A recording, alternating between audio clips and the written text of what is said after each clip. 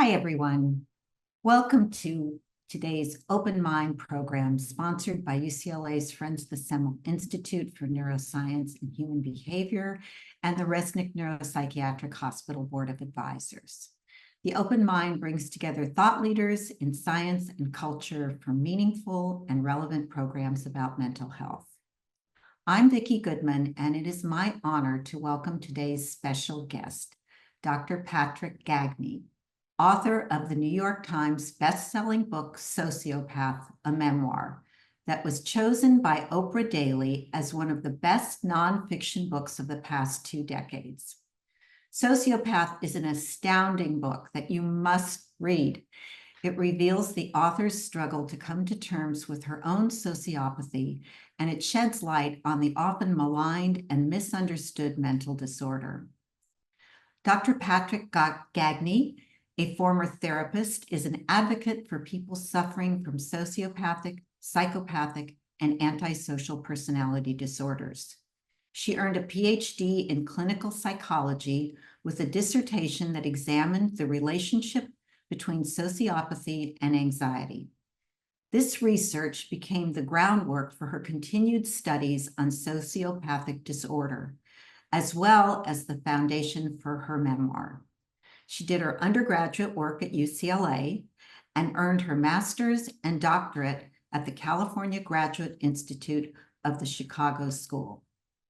Patric will be joined in conversation by Dr. Robin Kissell, Associate Professor of Psychiatry at the UCLA David Geffen School of Medicine, and a Training and Supervising Psychoanalyst at the New Center for Psychoanalysis in Los Angeles. Currently, Dr. Kissell is the director of the Mentalizing Initiative, a nonprofit organization offering training to community-based clinicians in mentalization-based therapy, known as MBT, and other treatments for those with personality disorders known to enhance mentalizing. In addition to keeping a busy private practice, Dr. Kissell supervises clinicians in MBT, teaches the core curriculum on personality disorders to psychiatry trainees, consults to clinical teams and research projects implementing MBT, and speaks frequently at conferences on personality disorders. Now, just a few housekeeping notes before we begin. Today's program will run for approximately 1 hour, with the last segment reserved for your questions. If you would like to ask either of our speakers a question, please type it into the Q&A that is located at the bottom of your Zoom screen. We have over 1,500 people registered for today's program, so you can imagine there will be many questions, but we will do our best to get to as many as possible during the time allotted. Today's program is being recorded. You can view it starting tomorrow on our website, www.friendsofsemelinstitute.org. That's www.friendsofsemelinstitute.org. There you will find a calendar of upcoming programs, videos from past events, and information about the other programs we support, such as the Open Mind Film Festival for high school students, the Teen Advisory Council, and our Friends Research Scholar Program and Endowed Term Chair. And lastly, we hope that if you are able, you will consider supporting the Open Mind series. We're very much like public television or public radio. We depend on the generosity of our viewers to continue to bring relevant programs about mental health issues to the public free of charge. Now, please join me in giving a warm Zoom welcome to Dr. Patric Gagne and Dr. Robin Kissell. Thank you so much.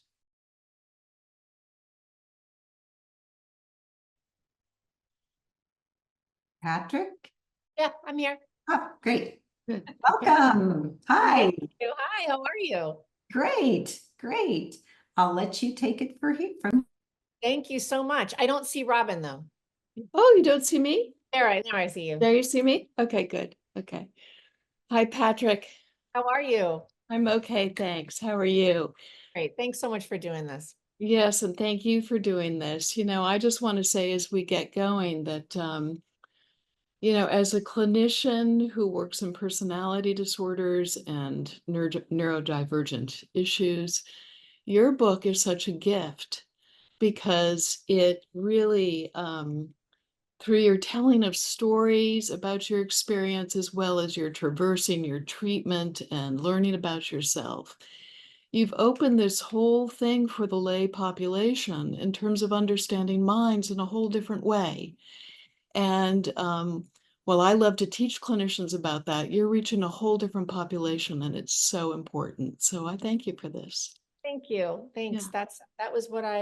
That's really what I set out to do. I wanted it to be a conversation that Mm-hmm. was able to be discussed outside of these very one-dimensional pop cultural descriptors, and that I'm having this conversation with you is evidence that it has reached its intended audience. So I'm thrilled. Exactly. Well, I know you've had lots of interviews and you've written a lot and been read about a lot. And so I know you've been explaining to lots of people, and maybe I'll traverse some different territory with you, or I hope so, or keep it fresh.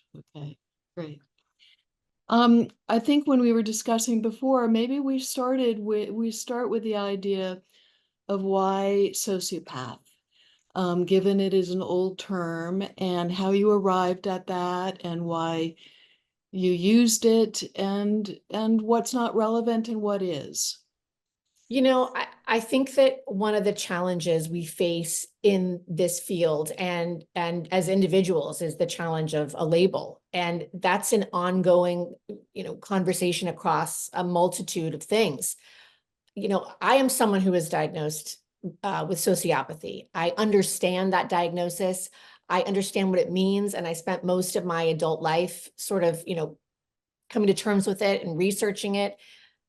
And I understand that the term sociopathy has advanced to be known as psychopathy. I'm not disputing that. What I am disputing is the idea that all psychopaths are created equal, that all psychopaths are serial killers or career criminals or criminals at all. I mean, certainly there are extreme examples on, the sociopathic spectrum, but there are also some not so extreme examples. That's why I chose to use the word sociopath, because that's what I know. That's what I was diagnosed with. But in using that word, it was my hope that the conversation would allow for other terms to be explored as well. Psychopathy, antisocial personality disorder. And again, that's why I'm so thrilled to be speaking with you. Okay. I think that the idea of that people don't understand the difference, and that even in the research world and clinical world, there is a lot of debate about how you use these terms.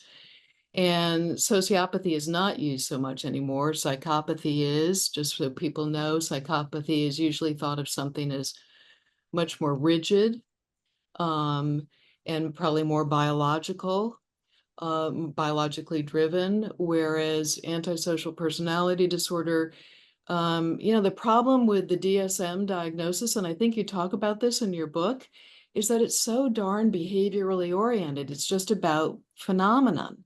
Mhm. And it's not about the psychology behind it or the motivation behind it. And what your book does is to show there's a whole other world behind the behaviors, right? And that's what needs to be understood. And so I think what we've come to understand is that whether psychopathy and antisocial personality disorder are on a spectrum, or whether they're subtypes or whatever, it does represent a way of not understanding oneself and other people. Mhm. And that's what neurodivergence is. And so I think you're addressing something that's about all sorts of personality disorders and autism and sociopathy and maybe ADHD and all sorts of other things, that what we're looking at in common now is something about social cognition. And Yeah. that it's about how do you understand yourself and know yourself, and how do you read and understand other people. And when that's problematic, you get personality stuff, and you get ASPD, and you get antisocial, and you get sociopathy. Right? Mhm. Does You know, that concur with your experience? Yeah. Yeah, and a word that you used that really stood out to me was rigid. Uh-huh. And you had applied it to the DSM correctly, but Yeah. that's also the word that I would apply to the understanding of sociopathy and psychopathy, in that they are defined by these very rigid examples.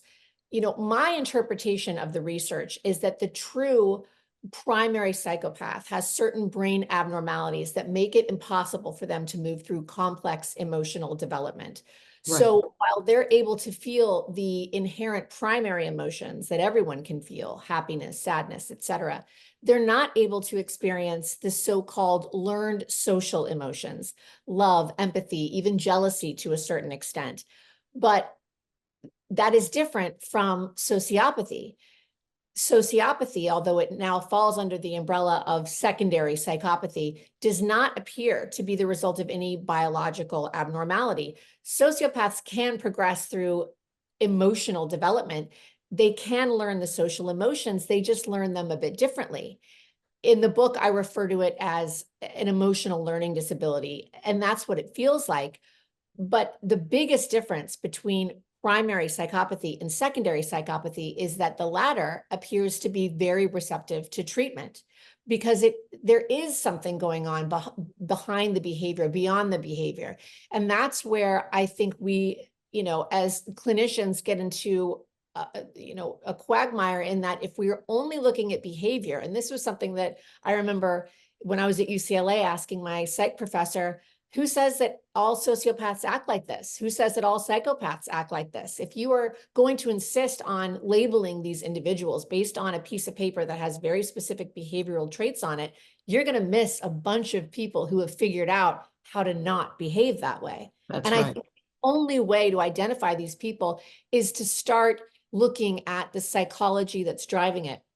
I was at a book event in Brentwood, and a clinician there had suggested classifying psychopathy as low affect disorder, which I thought was really, really interesting, because just right there in the name, you are getting to the psychological or the emotional depression, for lack of a better word, whereas the emotions are just numb, they're flat. And I think that a reclassification that resembled that type would speak directly to the heart of what was going on behind the behavior.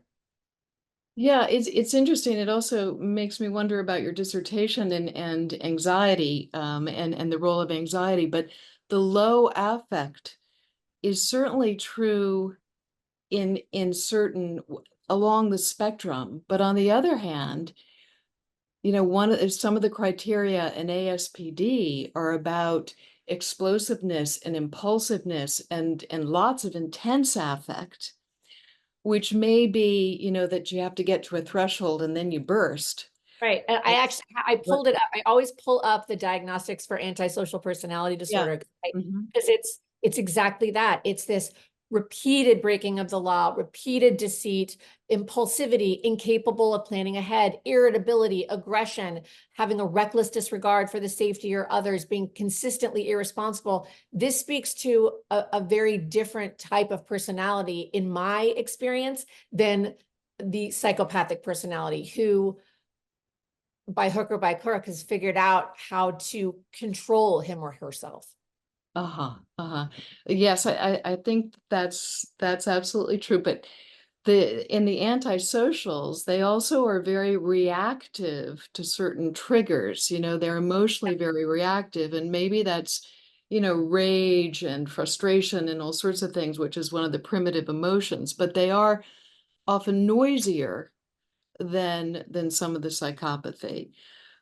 But also, you talk about in your book, a couple of things really struck me as your differences in terms of the diagnosis, because you recognize that you're very reliable, and you also were very ambitious, and that's not typical in either.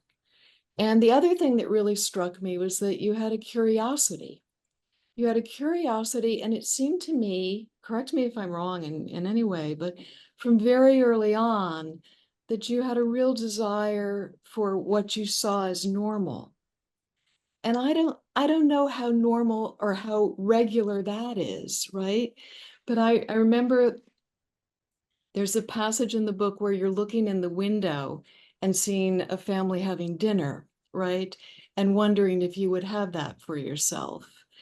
And I think that wanting for that is not always there. And so I wonder how you see that. I think, again, it speaks to the idea of psychopathy being a spectrum. If you're talking about people on the extreme end of the spectrum who are more biologically driven, I don't think you will see that. But I think when you go to the more mild to moderate side, things that are more nurture less than nature, I think you will see more of this curiosity, this understanding that you're different, understanding that, you know, so much of my approach to being a pro-social member of society was egocentric. I understood that being a pro-social member of society was beneficial to me. It wasn't something that I necessarily yearned for so much as I was really trying to understand what is it about me that is different, and how can I sort of take this square box in which I live and sort of force it into this circle where everyone else seems to be living. And I think that you will find that in a lot of mild to moderate cases of psychopathy. You know, I have heard from so many people from all over the world speaking to a similar experience, feeling very different, and feeling as though they have to wear a mask to conceal those differences. And by the fact that they're able to even identify that they're wearing a mask, I think speaks to the idea that they are aware. They have this awareness that something about them is off, and that in order to get the most out of life as they possibly can, they have to mask in order to, you know, resemble someone who's pro-social. Or Yeah, at the I've got several questions around that. I think you're right, but I also think being able to tap into that, let's call it desire, is so incredibly important and so often goes amiss because people zoom in on correcting the behaviors and then they're going to miss everything, right? Well, I never had the desire to correct the behavior because I Yeah, didn't. so I understand. Yeah. Yeah, so I was very, you know, I understood from a young age that the things that I felt compelled to do were wrong, that I didn't have an emotional connection with wrong wasn't so much as the issue as it was, oh, I see. I don't want to stand out from these other kids. I don't want to be labeled the bad egg, because there were other kids in my class who got the bad egg label, and I saw what happened to them, and they didn't have access to the things that I wanted to have access to. So I altered my behavior for no other reason than because I wanted access to things that I probably would have been denied access had I not. Uh-huh. Uh-huh. Well, that leads me to wonder too about how you know, the apathy, your apathy and your understanding of your behaviors seem to have changed so much over the course of time.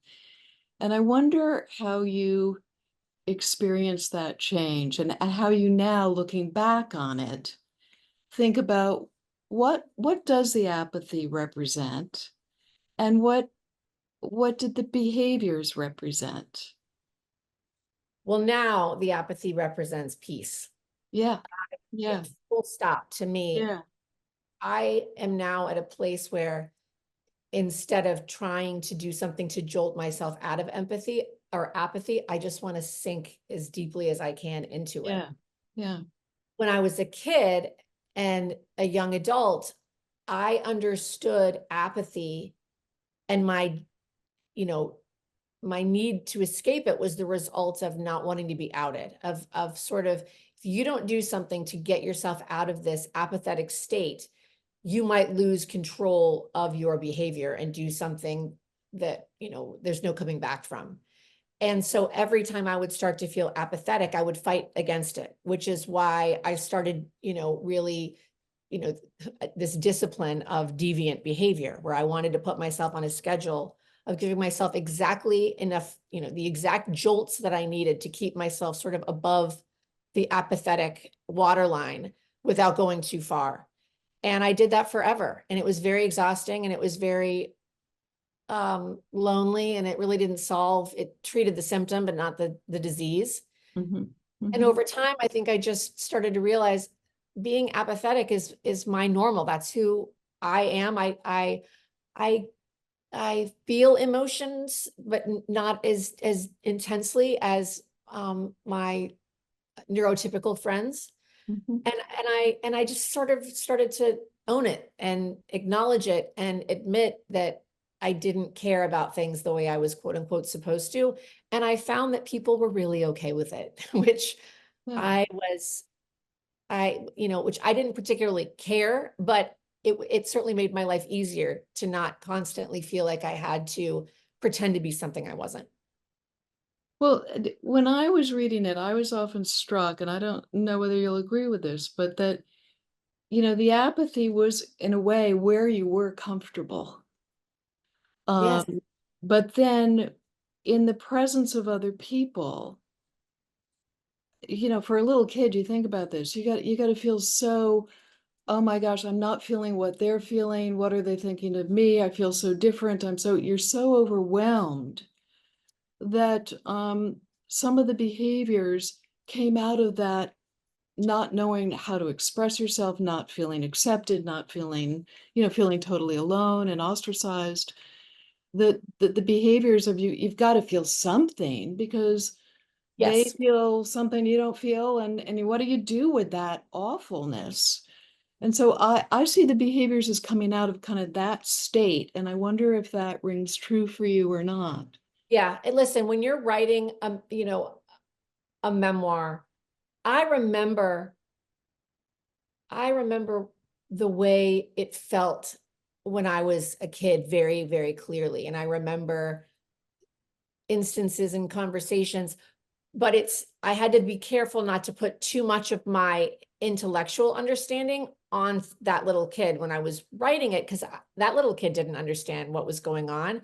But I do remember feeling, when I lived in San Francisco, I lived on the top floor of our house had many, many levels. And I just remember I would hear someone climbing the stairs, and I would just want to sink into I wanted my mattress to just suck me up, because I knew that when the door opened, it would be like, hi. And I would have to respond, hi, when what I really wanted to do was just say, this is all, I don't care about anything. Just leave me alone. But I couldn't do that without being exposed and what's wrong. And I didn't want the exposure. I wanted to continue to do what I wanted to do when I wanted to do it. But yes, I also think that a lot of those behaviors did come from a place of frustration and inner turmoil. Inner turmoil. Yeah. Yeah. And I also, thinking about that too, I'm thinking now about going to the funerals, because that's another, I think, quite typical thing, not only in sociopathy, but in other states where people have a hard time feeling. They want to be surrounded by something that's emotionally intense, right? In order to turn something on, or even to be able to see what other people do in an observing kind of way. And I think that's very common, but I don't think people know that. Yeah. I didn't know that. And I like hearing it because I want other people to like hearing it. It's when you tell people that you crashed funerals as a way to sort of, coast on their emotions, it doesn't always go over. But when you understand it as sort of trying to tap into something that doesn't come naturally, and I remember feeling a similar, having a similar experience where it was like I was floating, sort of being carried by the emotional current of these other people who didn't know, and to whom I'm very grateful. But I find it really, really uplifting, for lack of a better word, to hear that's common. I would not have guessed that. Yeah, no, definitely.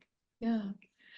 And I also wonder about, in your treatment trajectory, you went from, well, first just trying to change your own behaviors or give your own prescriptions. And you were so perseverant about it, or it seems that way.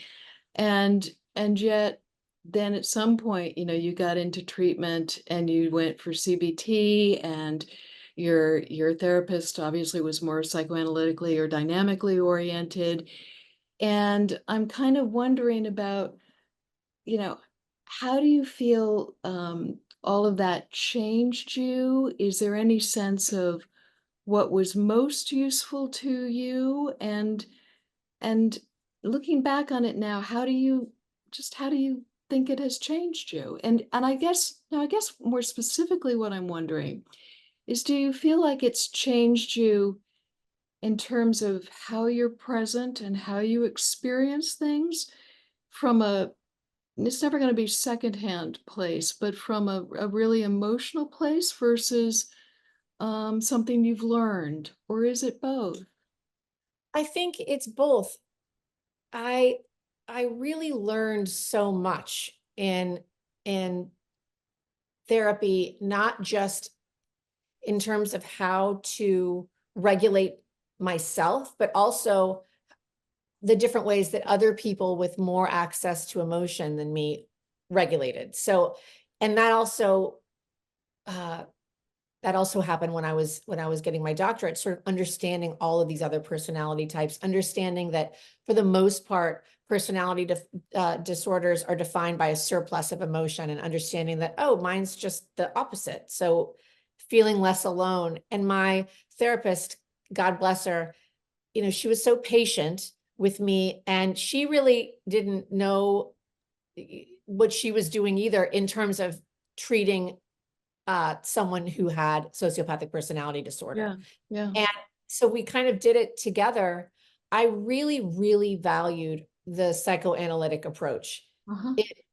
I think, again, CBT was great when it came to the behavior, but really understanding, being able to look at the personality type through a clinical lens without any judgment, without any, you know, any sensationalized examples, it became more black and white for me. And therefore the solutions to the problems became more easy to discover. Well, you know, you mentioned your therapist. It makes me think too that you had a nose for sniffing out people like your therapist and maybe David and Everly, and people who could see you or be with you. And I think it's I wonder what you think about that. What was it that they had? Because I think whatever they had and what you were seeking out is really fundamental for therapy and for people to develop. I always tell anybody who's thinking about going to therapy, do yourself the favor of not limiting yourself. You know, I used to tell people who came to see me, I want the names of 4 other therapists that you have spoken to before you make a decision, because you're going to be talking about the most important parts of your life. Don't just settle on the person that you meet first or even second. Go out there and really figure out who it is that you want to partner with, because that's what therapy is. It's a partnership. And that's what I did. And when I found my therapist, she was, you know, I don't want to take all the credit for being able to sniff out, you know, these people. I think it was very mutual. I think that the people that you listed, Everly, my husband, and my therapist, they're very emotional people. They have an emotional surplus. Uh-huh. So they were probably looking for someone to balance them, and vice versa. So, and that has been certainly my husband and best friend, that has been a cornerstone of our relationship, and that they are extremely emotional, and they'll come to me when they need help turning their emotions down. And I am not emotional, so I'll come to them when I need help turning my emotions up. And in terms of my emotional development, I am capable of internalizing all of the emotions, both inherent and learned. I'm not as good at it as, say, my husband. It's never going to be automatic the way it is for my best friend, but I can do it. What do you mean by internalizing? What is internalizing the emotions for you? It's not instant. So if my husband gets into a fight with someone and he says, I don't know, I don't want to be friends with you anymore, he's instantly going to feel guilty about it. The shame kicks in immediately. And then he's coming home and he's thinking about it and talking about it. And this is very true of my best friend too. They will just turn that over and ruminate. And that is a non-issue for me. What'll happen is I will say or do something, I'll know it's wrong, but I won't have that emotional connection to it. And but now I realize what you did was not right. And you might not have an emotional connection to it, but you should think about that. Like, how would you like it if someone did something like that to your child or your friend? And in that way, I can sort So of you think of it vis-a-vis another person or even right, your kid. which I understand to be empathy. So I'm sort of growing that emotion in that, oh, I'm empathic to other sociopaths, for instance. I feel deeply for that struggle because I can understand that struggle. I don't empathize with people who identify as empaths. Like, to me, it's like, okay, I don't know what to tell you. But if I think, well, think about that. You understand what it's like to not be understood, by virtue of having a sociopathic personality diagnosis.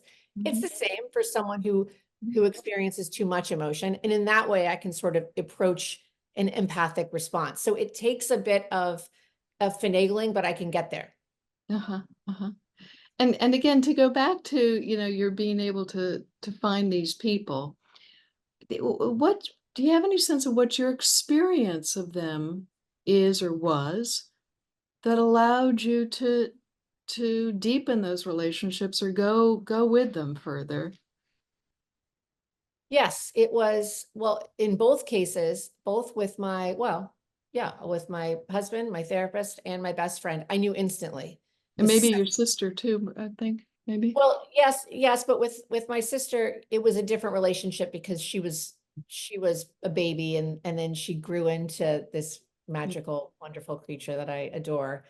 But with my husband, my best friend, and my therapist, meeting them as a fully, conscious person, I knew immediately. As soon as I met my husband, I knew. As soon as I met my best friend, I knew. What did you know? What did you know? We're going to be best friends. I'm going to be best friends with this girl. I knew when I met my husband, this is the man I'm going to marry. I wrote about it in my journal. I didn't have the attachment to it. I didn't have the sweeping, like, butterfly feelings. It was very matter of fact. It was as if some future version of myself had tapped me on the shoulder and said, she's going to be your best friend. That's going to be your husband. It was a very non-emotional experience. And I think what happened is because I had that instant feeling, I never hid myself from them. And they also didn't judge me. When I first met my husband, he was the first person that I ever felt that I could be completely honest with. And that includes my sister at the time, because she's younger than me. And I met my husband when I was, a young teenager. So he was the first person that sort of showed me that there was a world where you didn't have to hide. You didn't have to have a mask on all the time. And same with my friend. When I met her, because she was someone who was sort of burdened by guilt, chained, by her emotions, she delighted in the fact that I didn't. And so not only did she not judge me for being different, but she encouraged me to be more myself. Yeah. And I think that's probably that's something that a lot of people can relate to. I mean, what do you want in a partner or a friend? You want someone that you can be yourself around without any. But my sense in reading your book was that, you had a sense of safety. And you could kind of know that you were going to be accepted. Yes. And it was also interesting to me that when certain things went wrong, like there was a time when, your mom, you wanted to please your mom and you wanted to be the honest girl and everything. But at some point she got kind of impatient with your behavior. And David did Imagine too. that. Yeah, and David did too, for that matter, right? Yes. It's like you could feel in your writing that when that happened, your whole sense of trust and everything just collapsed. Yes. And I think it's just so important because, again, as clinicians, our need to be open to understanding another state of mind and accepting of it and not judgmental and just trying to be curious about it is so key. And that can sometimes not be, natural for a lot of clinicians, because they either see things theoretically or they're putting it in a box, or but yeah, that sense of safety really seemed to let you go for it with those people. Yeah, and I think that, to your point, I recognized that pattern when things started to fall apart with David. I recognized, maybe not in the moment, I don't think it was until later, it was, oh, this is the same as my mom. Yeah. It's the same exact dynamic. Yeah. And the only way to move forward in a way that's productive and successful with my husband would be to say, I don't want to have to be a good girl for you. I acknowledge that my behavior needs adjusting, but the judgment has to go. The Yes. needing me to be other, a good girl, that's all got to go. Right. And to his credit, it did. Yeah. Yeah. And today, obviously you're far more comfortable with the so-called apathy. And but in that comfort, I wonder about what the role is of masking still, and whether, that slid away, or whether you're conscious of it when you're using it, or whether it's just one of those second nature things that happens. I mean, we all mask to some degree socially, right? Again, it's spectrum stuff. We have to. When you're social, what you want to present, and you have to reserve some other things. And so there is a selectivity about it. But I think in something like ASPD and sociopathy, the masking, and autism, certainly, the masking is something one learns and has to recruit and rely on for survival. And I wonder how that's changed for you. Well, first I just want to say how much I agree with the last thing you said, which is that it's necessary for survival. Yeah. And masking, to your point, is something that everybody does. I mean, everybody has that front-facing persona that they use, that they ditch when they come home and they're, Right. comfortable. But it's really only the antisocial, the aggressive disorders for whom masking is deemed devious and dangerous. And I've always found that so unfair and petty. It's like, oh, okay, so you can mask, but I can't because I'm a psychopath. Like, that doesn't make any, that's not fair.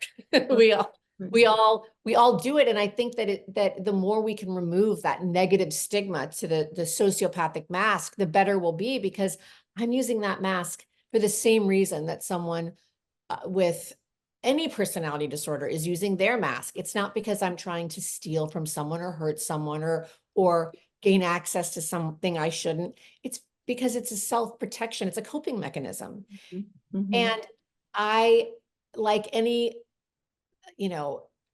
like any mask, I've, had it my entire life, and I keep it in my purse so that I can whip it out whenever I need to. But I found certainly, it started when I started to be more open about my diagnosis. I realized I really don't need to use this. I can just say who I am and what I feel or don't feel when I need to. But with the release of the book, I would say that mask has gone away almost completely, because I don't ever have to wear it. Yeah. Because you can just be you. Yes. Yes. I can just be me, and I don't, and not, which is not to say that everyone, I was going to say, which is not to say that everyone who knows me hasn't read the book, but I'm sure they probably have. People who know me most likely have read the book, whether they admit it or not. they probably are aware of it. And it's nice. I can just be myself. And I have found that to be, it's something I want for everyone who shares my personality type. You don't have to, you can just be yourself. You don't have to wear this thing. You don't have to act like all these people. It's suffocating. And I noticed the more I masked, the greater the uptick in my destructive urges, whether I acted on them. Sure. Yeah. Well, because you're denying your whole self-experience, and that takes a lot of tension. Yeah.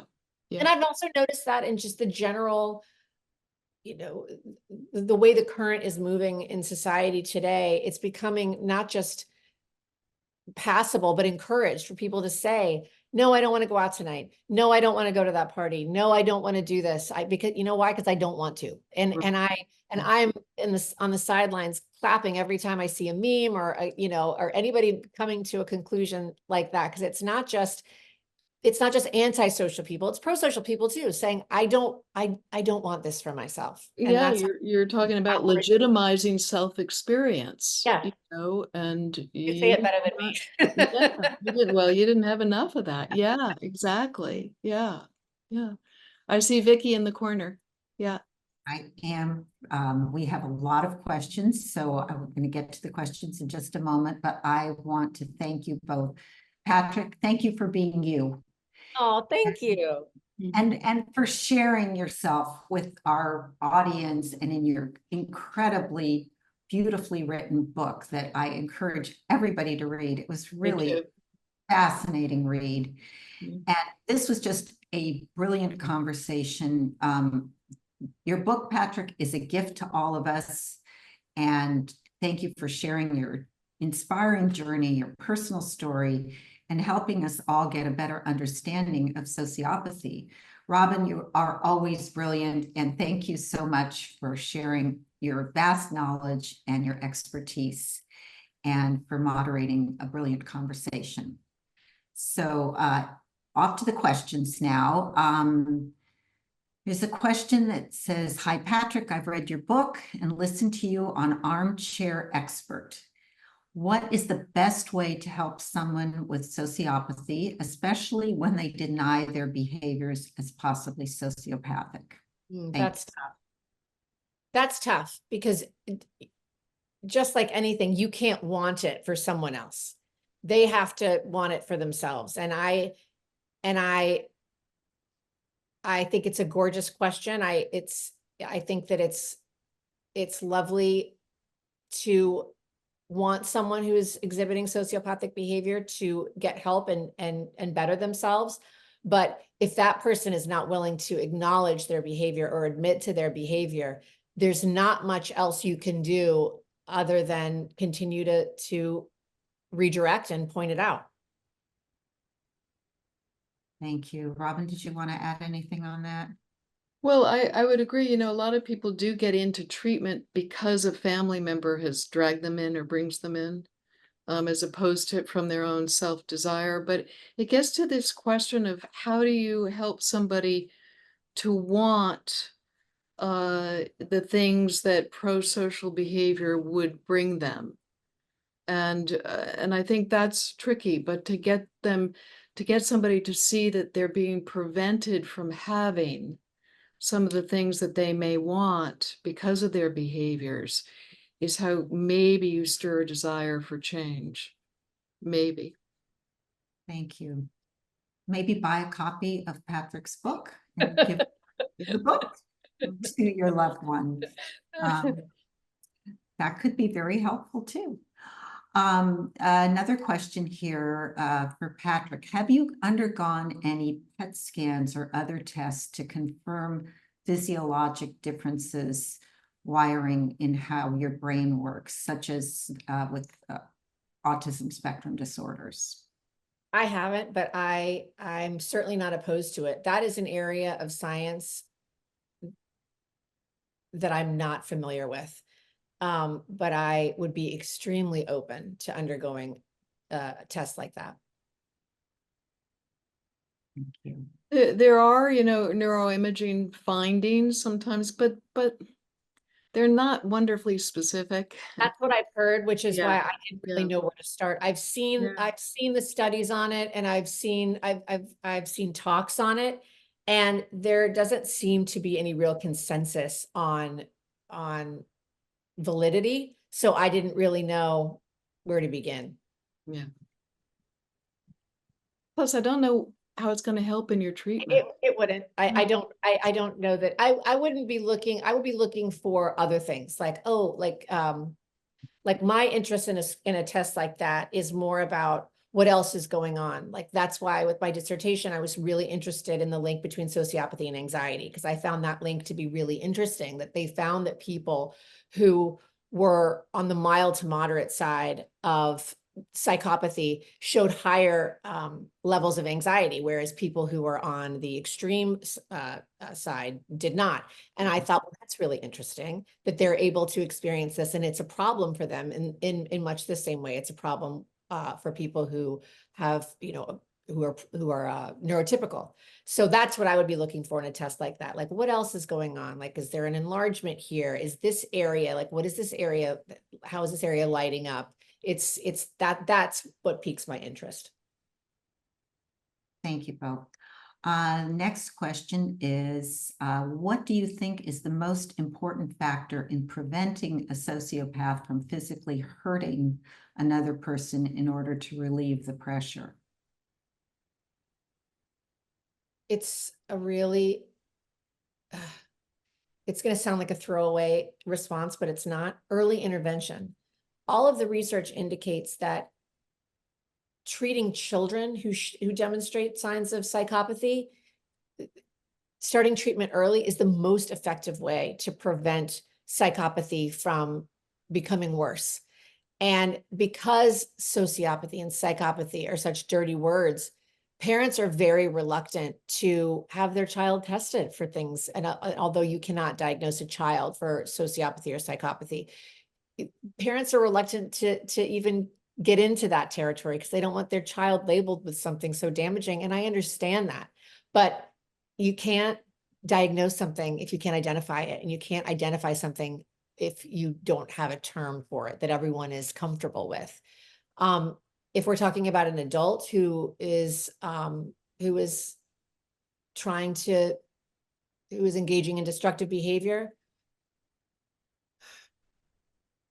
I loved Robin's answer to the first question about pointing out, redirecting.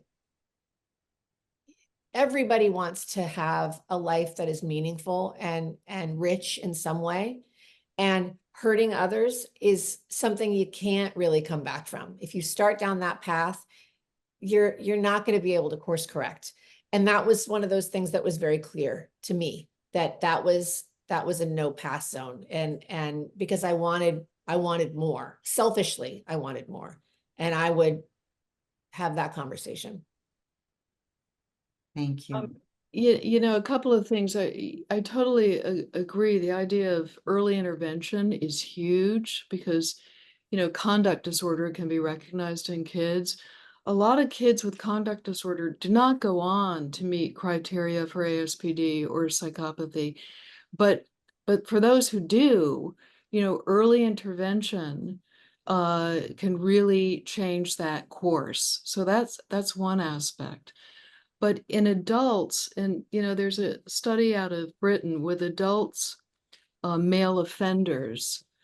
The treatment that's being designed is group treatment for these men. And one of these studies, they're on parole, but they have to be in this treatment also.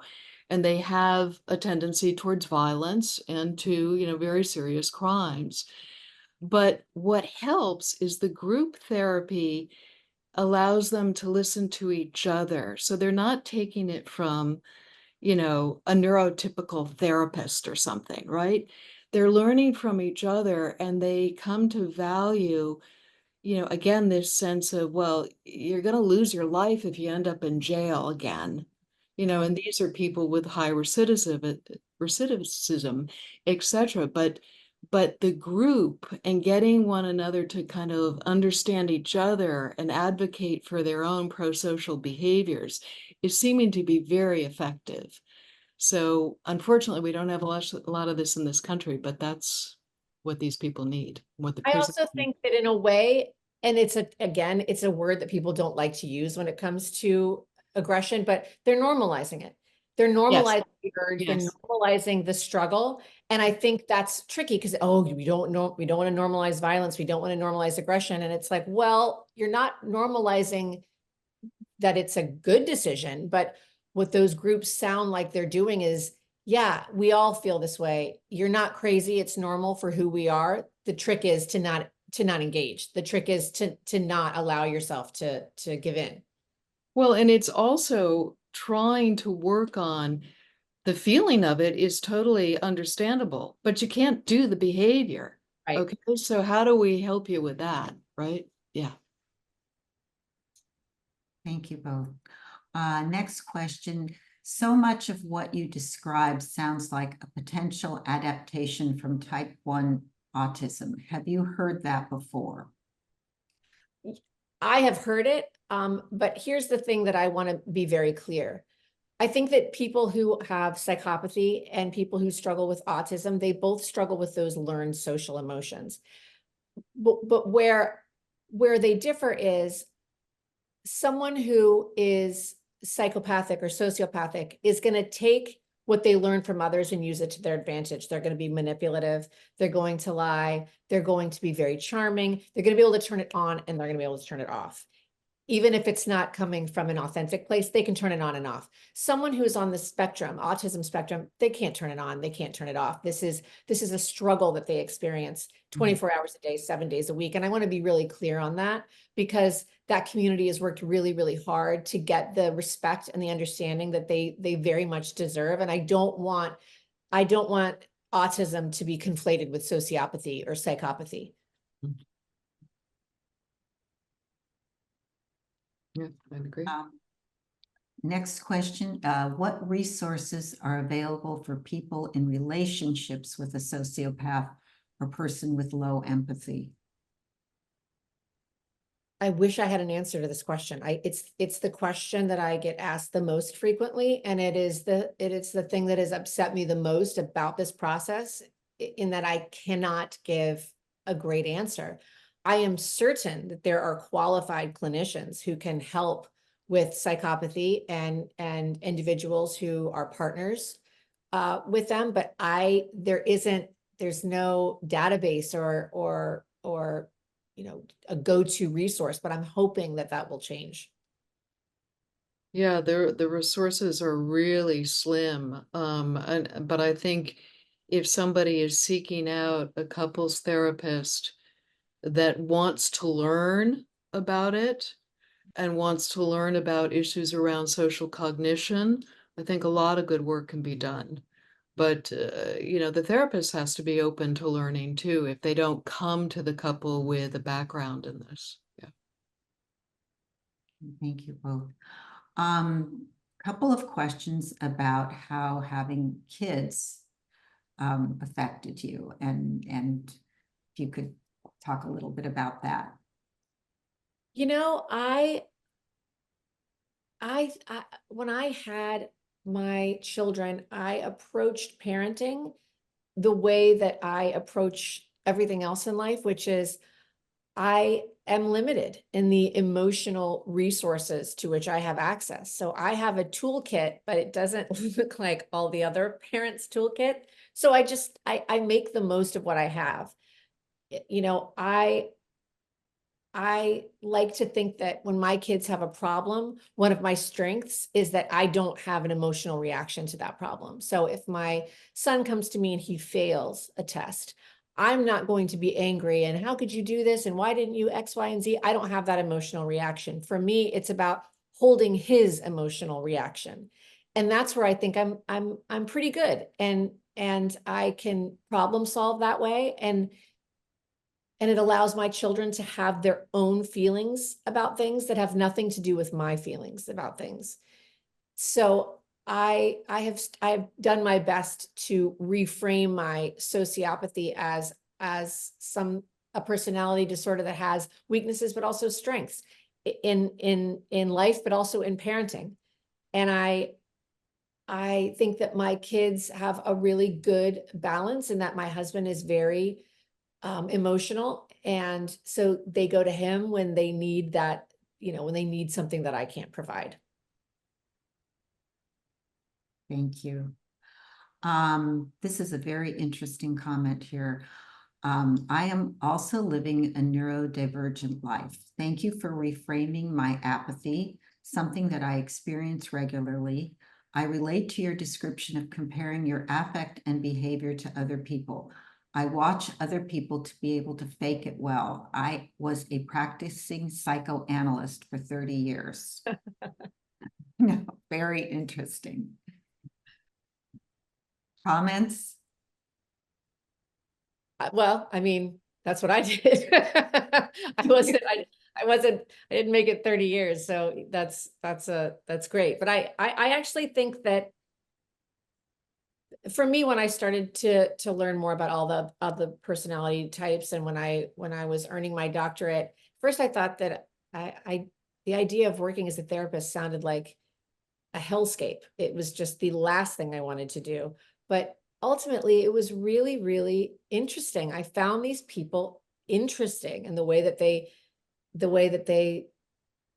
perceived the world was so different from me. But as a clinician, I think that, you're trained to, sort of check your emotions at the door. I didn't really need to do that. So I think that I was, again, like my parenting style, I wasn't better necessarily. I was just different. And I can see how someone with my personality type could work as a psychotherapist for decades, because you're sort of hiding behind the DSM in a way.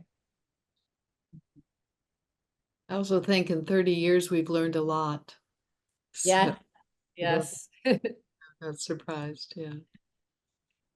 Well, thank you both. Unfortunately, we are out of time. But again, thank you. This was just such a fascinating conversation. And I think everybody that had the privilege of listening really learned a lot from both of you. So again, Patric, the gift of your book. Everybody get this book. I promise you it is a fascinating read. And Robin, thank you again for joining Patric in conversation.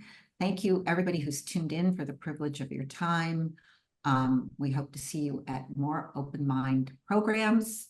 All of them, again, are posted on our website, www.friendsofsemmelinstitute.org. Good night, stay safe, stay well, and we look forward to. Thank you. That was so much fun. I really had a good time. Thank you. Thank you. Thank you so much. And please Bye. continue all your advocacy. Same. Yes, I Yes. will. Thank you.